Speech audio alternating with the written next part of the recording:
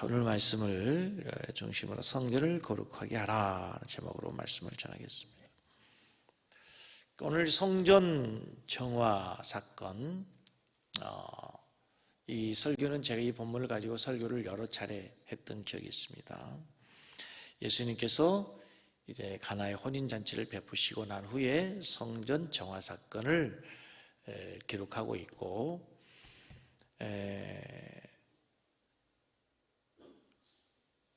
성경을 좀 더 자세히 보시면 예수님께서 이제 예루살렘에 입성하셔서 십자가에 죽기 닷새 전에 성전을 정화하신 사건 아시죠?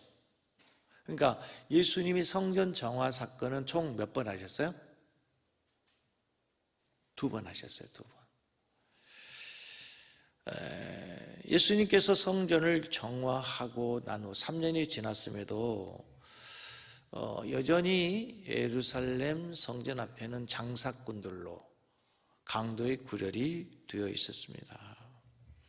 3년 전에 몰아냈던 장사꾼들이 여전히 천연덕스럽게 자기의 욕망의 배를 부르는 그 도구로 하나님의 성전 앞을 차지하고 있었다는 겁니다.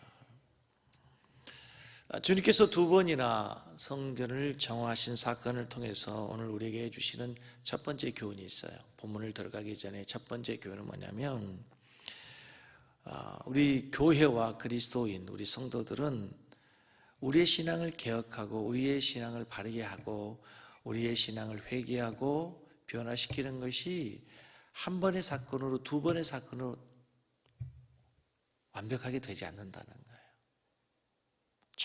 정말 우리 그리스도인들의 신앙의 중요한 한 가지 교훈은 우리는 매일매일 내 자신을 훈련하고 연단하고 복종시키고, 할렐루야.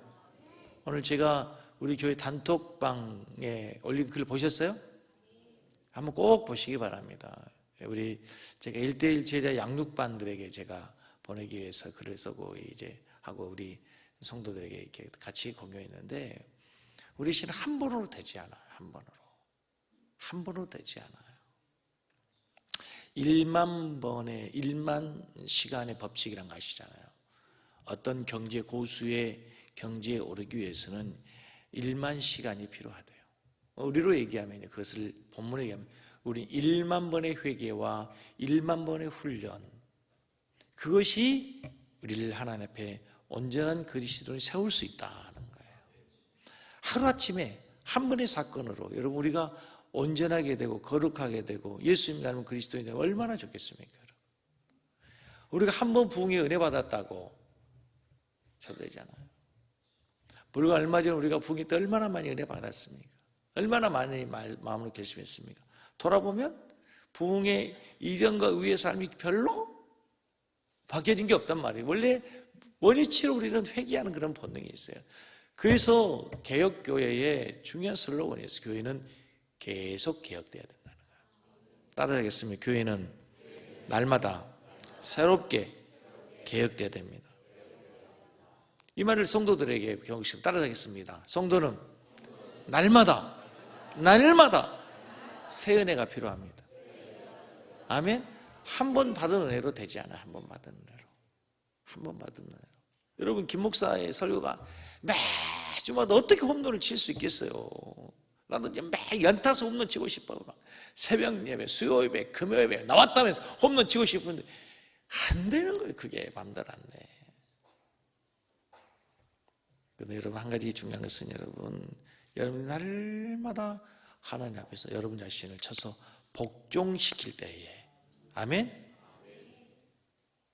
우리 날마다 나도 모르게 변화되고 성장하고 성숙한 그리스도인이 되어져 가게 될 줄로 믿습니다. 우리 교회도 그렇게 변화될 줄로 믿습니다. 근데 좀 오늘 본문 말씀을 보면서 좀 한 가지 예수님께서 왜 이렇게 분노하셨을까? 조금 성질을 조금 온유하게 점잖게 하실 수 있는데 왜 이렇게 화를 내셨을까? 조금 궁금하고 좀 이해가 되지 않고 좀 뭔가 조금 이상하지 않으세요? 그런 질문을 가지고 오늘 본문을 좀 보시다 보면은 좀 이해가 좀 편할 텐데요.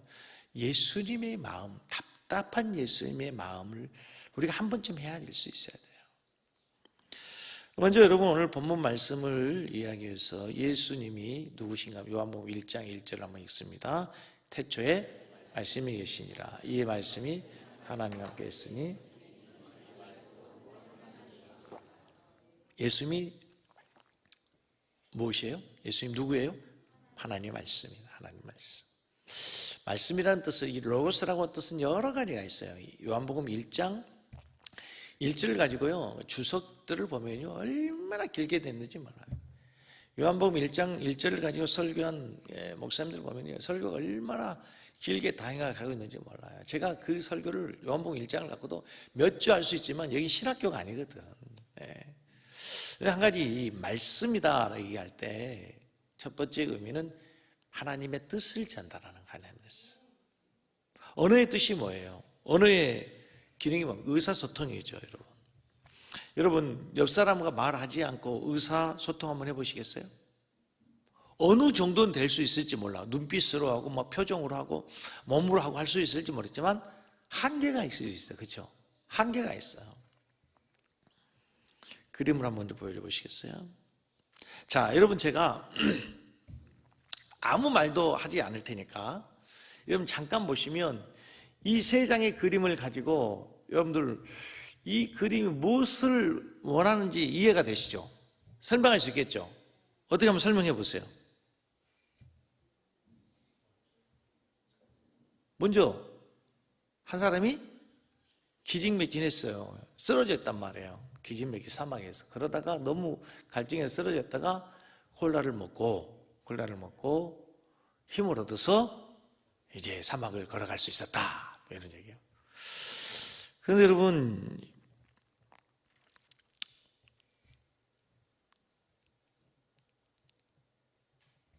중동에서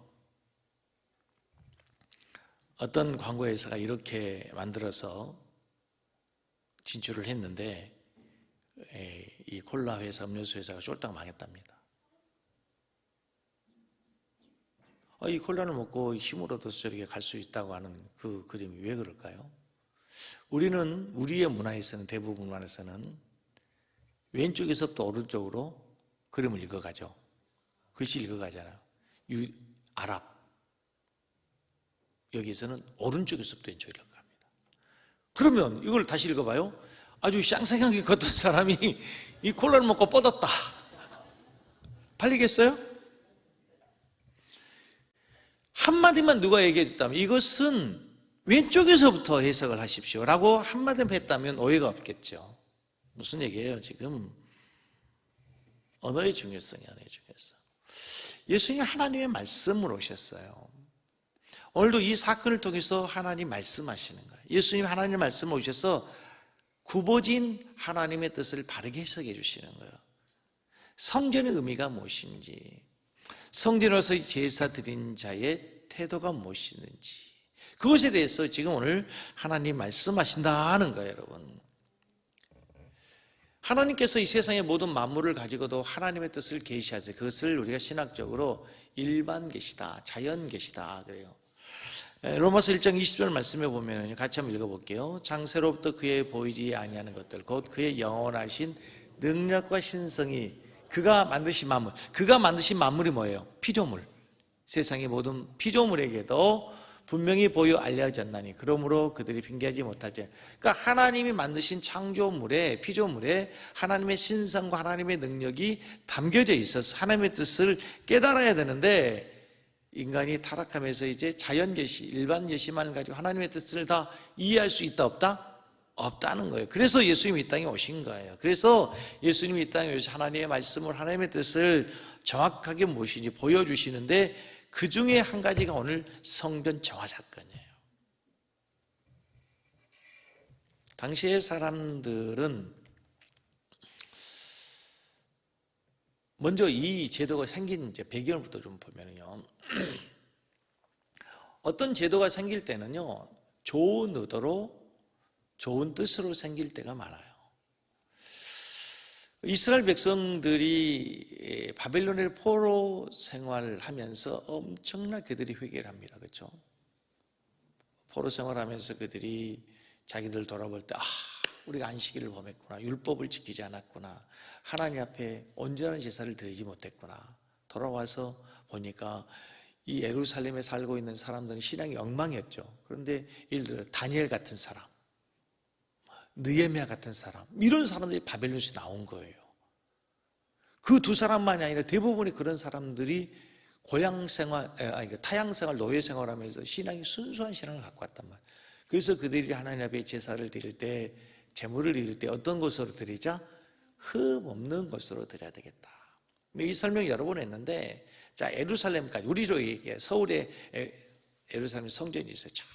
강원도에서 양 키우는 사람이 전라도에서 경상도, 부산에서 양을 키우는 사람이 자기 집에서 흠 없는 양으로 레위기의 말씀처럼 좋은 토실토실한 양을 가지고 한 석 달 동안 데리고 오다 보니까 어떤 양이 다리가 부러질 수도 있고 오랫동안 오는 동안에 피쩍 말라가지고 하나님께 드리기 힘이 부족한 거예요.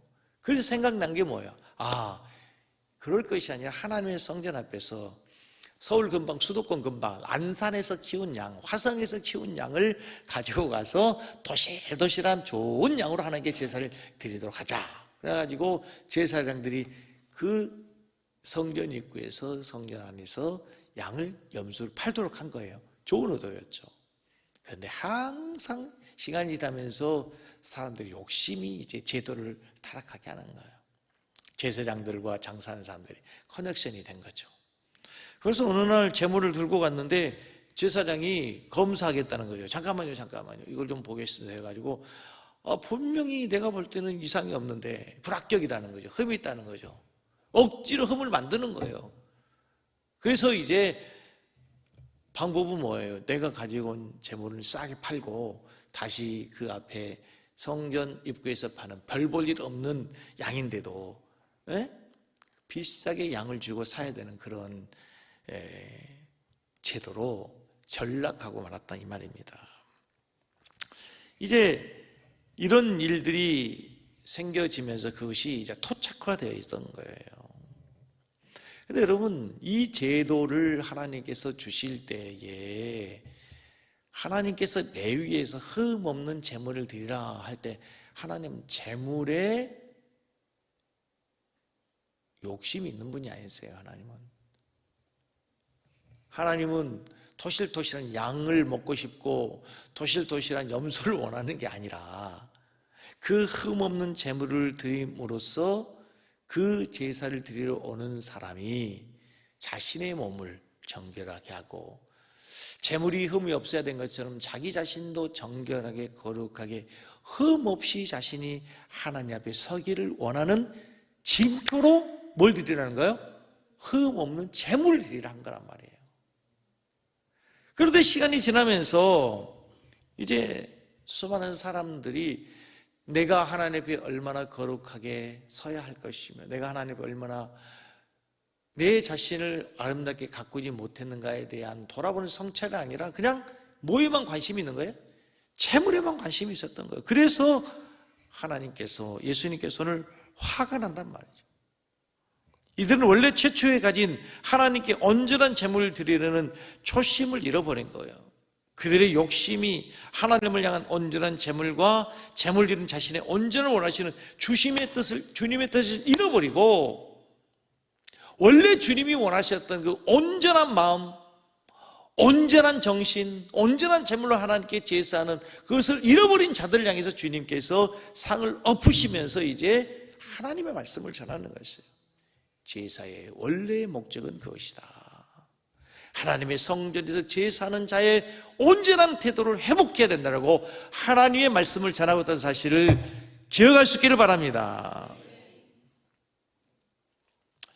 제가 늘 했던 본문이기 때문에, 설교이기 때문에 좀 색다른 측면에서 다른 말씀, 다른 의미로 이 본문을 접근해 보면서 저는 한 가지 단어에 큰 은혜를 받았어요. 놀라운 사실을 발견했어요. 자, 오늘 14절에 보면은요, 14절 보십시오. 어디에서? 어디에서? 성전 안에서 소와 양과 비둘기 파는 사람들과 도 바꾸는 사람들이 앉아있는 것을 보시고 예수님이 진노하셨단 말이에요. 어디서? 다시 어디서? 저는 오늘 이 본문을 좀 문자적으로 조금 해석하면서 성전 안에 있는 자들이 오히려 하나님을 진노하게 할 수 있다. 이들이 차라리 성전 아닌 저 밖에서, 저 길거리에서 양을 팔고 염소를 팔았다면 예수님이 진노하실 이유가 없었을 거예요. 상관하지 않으셨을 거란 말이에요. 그런데 이들은 지금 하나님의 성전 안에 있는 거예요. 성전 안에서 그 일이 있었기 때문에 주님은 진노하신 거예요. 여러분, 성전 안에 들어와 있는 사람들이 주님을 분노케 합니다. 강조합니다. 우리에게 적용합니다. 성전 안에, 교회 안에 들어와 있는 사람들이 하나님을 진노하게 하고 하나님의 마음을 아프게 하고 주님의 마음을 서운하게 할 수 있는 거예요. 무서운 이야기 아닙니까? 지금 주님이 성전 바깥에 있는 사람들 때문에 화가 난 것이 아니라니까요. 저 길거리에 있는 사람들 때문에 주님께서 지금 진노하신 게 아니란 말입니다. 성전 안에 들어와 있는 사람들 때문에 주님이 지금 이토록 분노하고 계시고 상을 둘러부시는 성전의 유일한 가장 진노하신 장면이 바로 이곳에 있다는 거예요, 여러분. 성전 안에 들어와 있는 사람들, 그들은 이곳이 어떤 곳인지를 모르고 들어온 거예요.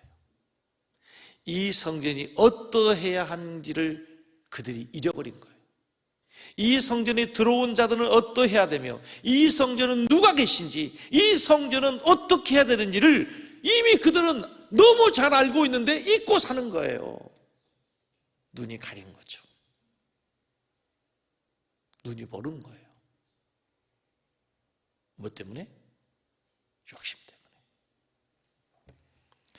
여러분, 주님은 오늘 우리에게 말씀하시는 게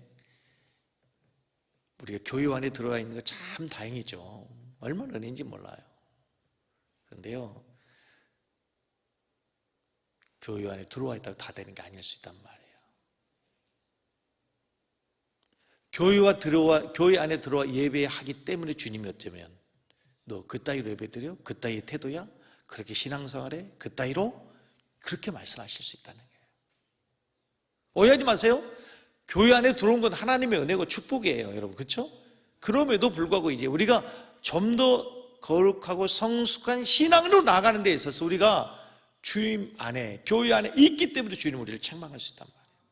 네가 장로이기 때문에, 네가 목사이기 때문에, 네가 더 하나님의 중책을 맡고 있기 때문에 우리는 주님으로부터 얼마든지 책망받을 수 있다는 사실이에요. 차라리 평신도였으면 괜찮았을 텐데, 차라리 초신자였다면 몰랐으니까 괜찮을 텐데.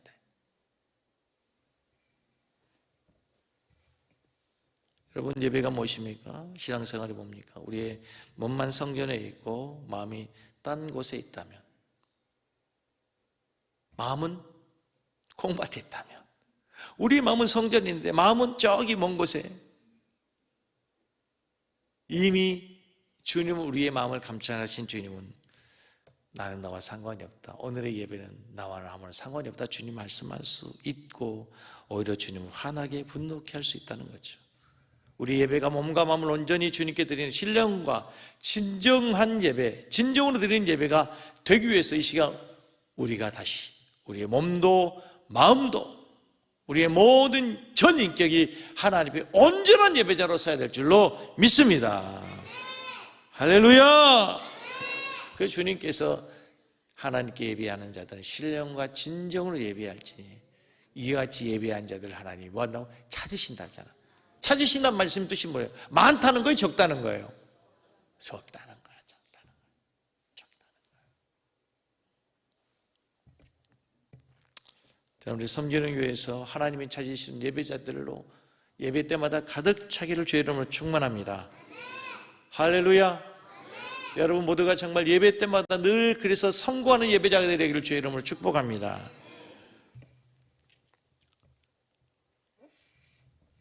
주님이 하신 일은 성전을 정화하시는 일이신데 노아 시대 때 노아가 방주의 역청을 바라는 것과 같습니다. 무슨 말이냐고요?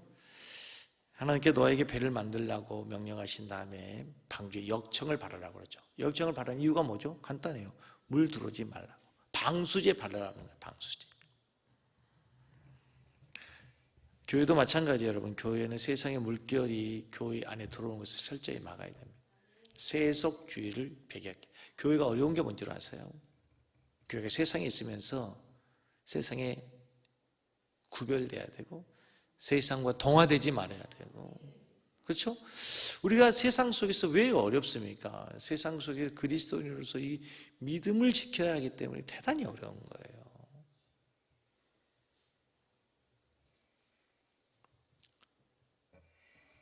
지금 주님이 우리에게 역청을 칠하시는 거예요. 뭐요? 세상의 물결, 세상의 방식, 세상의 생각으로부터 내가 구별돼야 된다. 오늘 예배가 바로 다시 하나님의 말씀으로 우리의 심령을, 우리의 영혼을, 우리의 신앙을 새롭게 하는 시간이 되기를 주의 이름으로 간절히 축복합니다. 자, 성전 정화를 시키는 진정한 동기를 좀 더 깊이 한번 살펴보시면 요한복음 2장 17절 말씀을 보면은, 자, 같이 한번 읽어보겠습니다. 제자들이 성경 말씀의 주의전을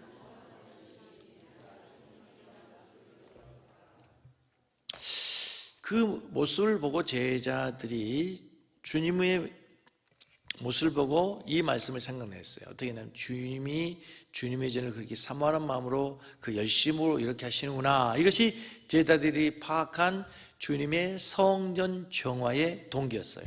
맞습니다. 그런데 좀 더 중요한 이유가 있어요.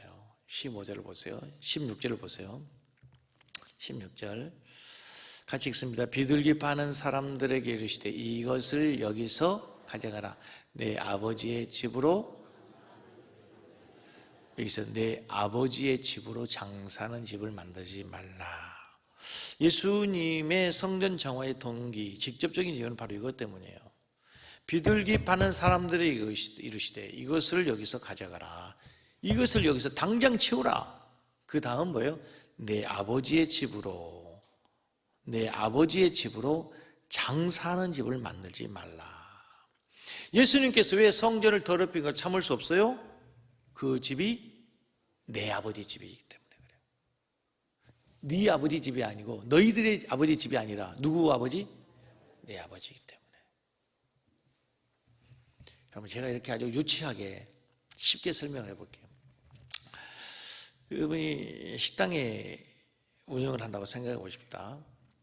식당을 운영하는 가운데 어떤 사람이 취객이 들어왔어요. 깽판을 부립니다. 여러 반응이 있을 수 있습니다. 손님들 어떡할까요? 좀 시끄럽고 소란스러우니까 아유, 하필 내가 온 날 왜 이래? 왜 이렇게 시끄러워? 그리고 자리를 떠서 다른 곳으로 갈 수도 있어요. 그렇죠?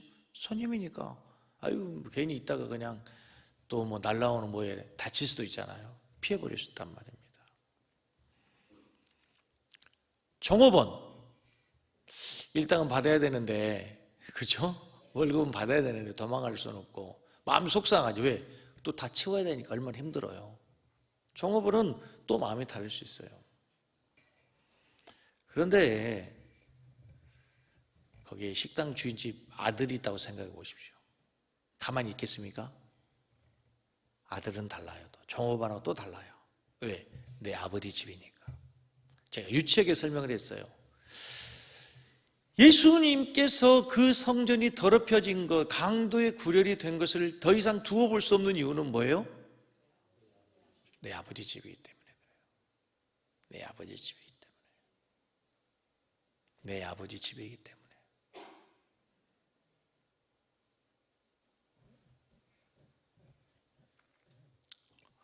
사랑하는 성도 여러분, 이 교회가 누구의 교회입니까?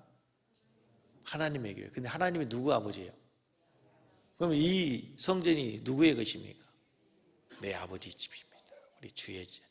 우리의 전이고 우리 아버지의 집입니다. 무슨 말씀 이해가 되세요? 무슨 말씀이 제가 무엇을 강조하려고 하는지 이해가 되세요? 여러분이 이 성전을 김 집사님 교회로 생각하면 안 됩니다. 내 교회로 생각해요. 아멘? 난 온 지 얼마 안 됐는데. 아니요. 한 달이 됐건 1년이 됐건 10년이 됐건 20년이 됐건 다 우리 모두의 교회입니다. 우리 모두의 교회. 우리 교회 건물을 들어서 화단이 쭉 있죠. 화단이 꽤 큽니다. 이게 정확하게 얘기하면요, 우리 교회 땅이 한 500평인데 이 건물이 1층 건물이 들어서 있는 건물이 250평이에요. 정확하게 절반이 교회 건물이고 절반은 뭐 이렇게 화단, 대부분이 화단이고 앞에 있는 조금 도로 쪽으로 있는 부분 빼고는 다 화단으로 둘러싸여 있습니다. 절반이 대부분 화단이에요. 근데 제가 처음에 교회 건축하고 얼마나 신경 썼는지 몰라요. 막 여름 되면 잡초가 막 무성한데 다른 사람 눈에는 안 보여요. 안 보여요. 잡초가 있는 게. 담임 목사 눈에만 보여요. 장로님들 눈에도 안 보여요. 보여도 눈을 감는 건지 돌리는 건지 모르겠지만 안 보여요. 안 보여. 안수 집사 눈에는 아예 안 보여요. 안 보여요. 그래서 뭐 이거 화단 관리하는 사람 뭐 이름 썼어. 뭐 이렇게 주보에 그 임명장 했는데도 그게 안 돼. 뭐 이름만 써놨지. 한두 번 하고 대학교 때 땀 흘리고 하기 쉽지 않거든. 한 번은 할 수 있는데 계속 하는 건 어려워요. 요즘에 보면은요, 언제부턴가 화단이 깨끗해요. 나무 천지도 잘 돼 있고. 네. 오늘도 꽤 날씨가 추웠죠. 그런데 오늘도 이렇게 교회에 오니까 우리 안수 집사 한 분하고 집사님, 남자 집사님 두 분이 막 걸음주고 뭐 벌써 이렇게 막 나무를 돌보고 하시더라고요. 성경 설교를 준비하고 강의하다 맞다. 내 아버지 집이구나. 내 아버지 집. 아멘? 내 아버지 집인 거예요. 내 아버지 집. 제가 이제 주일날 이렇게 아침에 일찍 오잖아요. 와서 보면은요, 그 추운데 막 손호흡 불어가면서 이렇게 또 이제 눈이 오면 눈을 치운 사람도 있고요. 쓰레기 치우는 집사님들이 계세요. 그 알바 시키면 절대 안 하지. 그 추운 시간에 누가 그걸 할 수 있겠습니까? 하겠습니까? 근데 왜 하는 거예요? 내 아버지 집이니까 하는 거예요. 내 아버지 집이니까. 내 아버지 집이니까. 당신의 집이 아니고요. 당신 아버지가 아니고 내 아버지, 우리 아버지 집이니까. 여러분, 교회가 아버지인 사람은, 교회가 우리 아버지의 집인 사람은 함부로 교회를 판단하지 않습니다. 비판하지 않습니다. 여러분, 제발 우리 섬기는 교회가 좋은 교회로 소문나기를 원합니다. 좋은 교회 소문나는 것도 그렇고요, 나쁜 교회로 소문나는 것도 그렇고. 누가 낼까요? 누가 내요? 우리가 내는 거예요. 우리가 내는 거예요. 저 외부에서 들리는 우리 교회의 소문이 좋은 교회라고, 은혜가 넘치는 교회라고. 얘들아, 우리 교회가 좋은 교회라고, 은혜가 넘치는 교회라고 소문날 수 있기를 축복합니다. 널리 소문내시기 바랍니다. 할렐루야. 이것이 나에게 아버지 집인지, 내 아버지의 집인지, 그냥 왔다 가는 손님인지 종업원인지.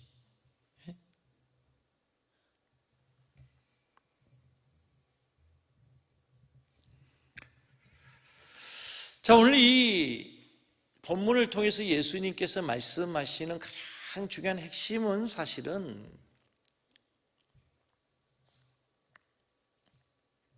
지금까지 말씀을 드렸던 두 가지보다도 더 중요한 핵심이 이제 18절로 한번 가서 보시겠습니다. 오늘 이것을 빼면은 본문을 정확하게 해석했다고 말씀할 수 없죠. 이에 유대인들이 대답하여 예수께 말하기를 내가 이런 일을 행하니 무슨 표적을 우리에게 보이겠느냐. 아무튼 유대인들은 뭘 좋아해요? 표적을 보여요. 자꾸 표적을 보여주십시오. 자꾸 표적을 보여달란 말이죠. 예수님이 뭐라고 말씀하세요? 이 성전을 헐어라 그래. 이 성전을 헐면 내가 3일 만에 세우리라. 사람들이 놀라요. 우리가 지금 건축 기술이 발달한 지금도 3일 만에 건물을 짓는다는 것은 불가능한 거죠. 그렇죠? 계집을 짓는데도 며칠 걸릴 텐데, 비닐하우스 짓는 것도 며칠 걸릴 텐데, 하나님의 성전을 어떻게 3일 만에 지을 수 있단 말이에요. 쉬운 일이 아니잖아요. 깜짝 놀랐어요.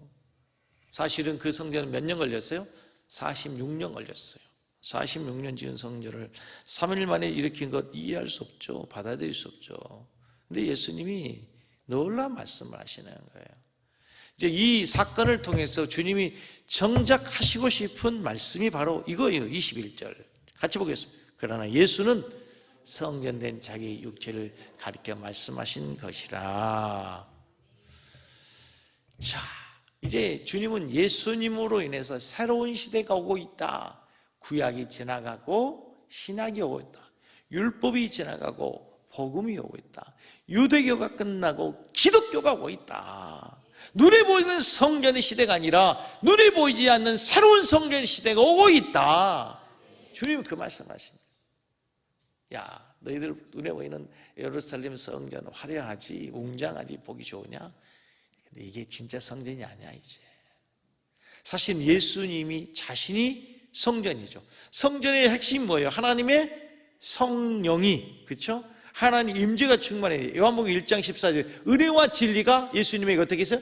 충만했어. 예수님이 진짜 성전이었거든. 예루살렘 성전은 이미 여호와의 영광이 떠난 지 오래되었어. 이 성전은 성전으로서 기능이 끝나버렸단 말이에요.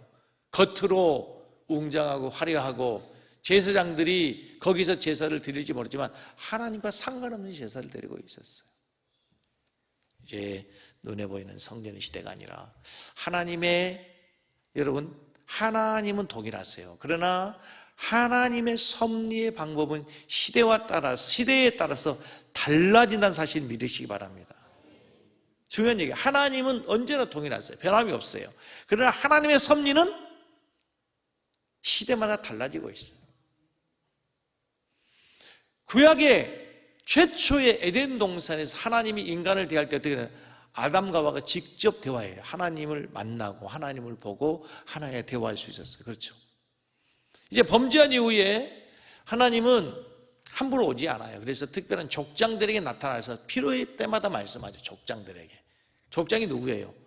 노아, 아브라함, 이삭, 야곱. 이 사람 족장들이에요. 그러다가 이제 하나님께서 이런 족장 시대가 지나면서 이제 선지자들을 통해서 하나님 말씀. 그 대표적인 사람이 뭐예요? 모세, 여호수아, 사무엘 이런 선지자를 통해서 하나님의 뜻을 계시하시. 그래도 이제 말씀을 듣지 않으니까 예수님 직접 오시죠. 예수님이 성육신 하시죠. 이제 예수님이 이 세상을 떠나시면서 내가 떠나고 이제 새로운 보혜사가 성령이 오셔서 말씀하신다. 근데 요즘에도 자꾸요 하나님을 봤다 보려고 한단 말이에요. 그건 성경을 전혀 모르는 거예요. 하나님이 저는 지금도 개인에게 나타나서 말씀할 수 있고 꿈으로도 환상으로 줄 수 있다고 믿어요. 그러나 여러분 그것을 함부로 주관적인 것을 자꾸 다른 사람이 얘기하고 내가 당신 거 봤다 들었다 그딴 소리 하지 마세요. 단어가 좀 강했죠. 그딴 소리는 하지 마세요. 그거 다 자기 소리입니다. 자기 소리.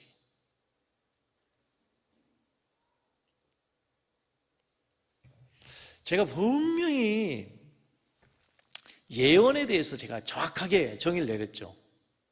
장래일을 보고 듣고 얘기한 것이 아니고 하나님이 맡겨주신 말씀을 전하는 예언이라고 했죠. 그래서 오늘날의 예언은 뭐예요? 말씀을 전하는 자들이 예언이라고 그랬죠. 그런데 자꾸 듣는다고 그러고 자기가 봤다고 그래서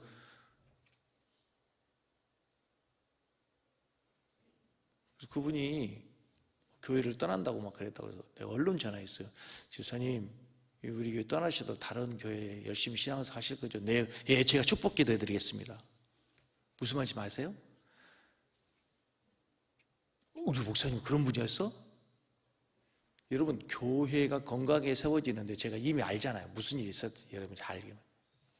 목회하면서 무슨 일이 있었던 걸 제가 말하면 다 알잖아요. 그거는 교회를 허무는 엄청난 무서운 일이에요. 무서운 일이에요.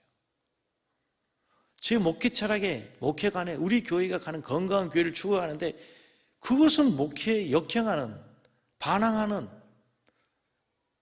대단히 무서운 일인 것을 모르고 한단 말이죠.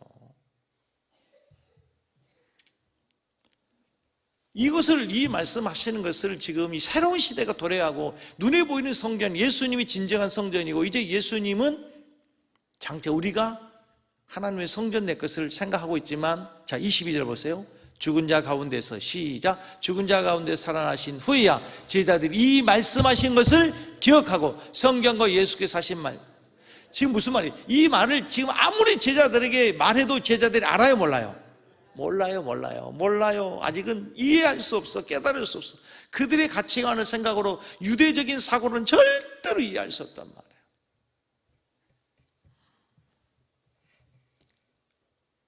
근데요, 언젠가 시간이 지나면 깨닫게 될 때가 있어요. 이 말씀이 왜 중요하냐면요, 우리가 매주 하나님 말씀을 들어요. 그럼 날마다 우리 하나님 말씀 묵상해요. 때로는 이 말씀을 다 이해하지 못해요. 이 말씀 다 이해하면 얼마나 좋겠어요. 근데 그렇게 안 될 때가 많아요. 지금은 이해되지 않는 말, 깨달지 않는 말씀이 있는데요, 그래도 지금 일단 아멘 하시기 바랍니다. 시간이 지나면 깨달아질 때가 와요. 깨달아지는 때가 와. 내 믿음이 성장하고 내 믿음의 눈이 열려지면 깨달아지는 때가 와. 깨달아지는 때가. 지금은 이들이 모르는데요, 어느 날 그들이 성령을 통해서 새로운 계시의 눈이 뜨이고 난 다음에 예수님께서 너희들이 성전이야, 너희 몸이 성전일까, 예수님 말씀하신 적이 있어요, 없어요? 예수님 말씀하지 않았어요. 예수님 말씀하지 않았단 말이에요. 성전을 허라라 여기까지만 했어요. 그런데 사도 바울이 뭐라고 말씀하냐면, 너희가 하나님의 성전인 것과 하나님의 성령이 너희 안에 거하신 것을 알지 못하느냐? 누가 얘기한 거예요? 제자들이 얘기한 거예요. 제자들이. 저는 오늘 이 말씀 보면서 얼마나 은혜가 되는지 몰라요. 아, 그렇구나. 우리 성도들이 지금은 깨닫지 못하고 이해하지 못하도 기다려줘야 돼. 언젠가는 깨닫게 될 거예요. 따라하겠습니다. 언젠간 깨닫기를 바랍니다. 아멘. 그래서요, 알 수 없는 어려운 말씀들 억지로 풀려고 하지 마시고 기도하면 기다리세요. 이단의 문제가 여기 있어요. 이단의 문제. 이단들은요, 막 억지로 풀려고 하는 거, 억지로 막 끼워 맞춰가지고 말도 안 되는 소리로. 네. 자, 말씀을 정리해 보겠습니다. 네. 첫 번째 메시지는요, 우리의 신앙은 매일 계획돼야 된다. 아멘. 매일 말씀으로 내 자신을 변화시키고 개혁하고 말씀 앞에, 말씀의 거울 앞에서 내 자신을 점검해야 돼. 교회도 마찬가지. 개혁교회는 날마다 개혁돼야 된다. 두 번째, 하나님께서 우리에게 주시는 말씀의 의미가 뭐였습니까? 예수님이 이 땅에 오신 것이 하나님의 말씀으로 오셨어요. 말씀. 하나님의 말씀으로 오셔서 하나님의 말씀을 바르게 깨닫도록 하기 위해서. 그래서 오늘 이 성전에서 예수님께서 이렇게 진노하신 이유가 뭐예요? 그들이 원래 하나님의 뜻을 오해하고 곡해하고 있었어요. 예수님은, 하나님은 원래 재물에만 관심이 있는 분이 아니라, 재물이 아니라 사실은 그 재물을 드리는 자의 온전한 마음, 그렇죠? 흠 없는 온전한 믿음으로 하나님 앞에 서기를 원하셨던 사실, 그들은 놓쳤단 말이에요. 우리가 하나님 앞에서 예배 드릴 때 하나님의 성전에서 예배 드리면서 하나님을 진노케 할 수 있단 말이에요. 그래서 우리가 늘 예배하는 바른 자세로, 바른 태도로 하나님 앞에 겸손하게 예배하는 자들이 되어야 될 줄로 믿습니다. 할렐루야.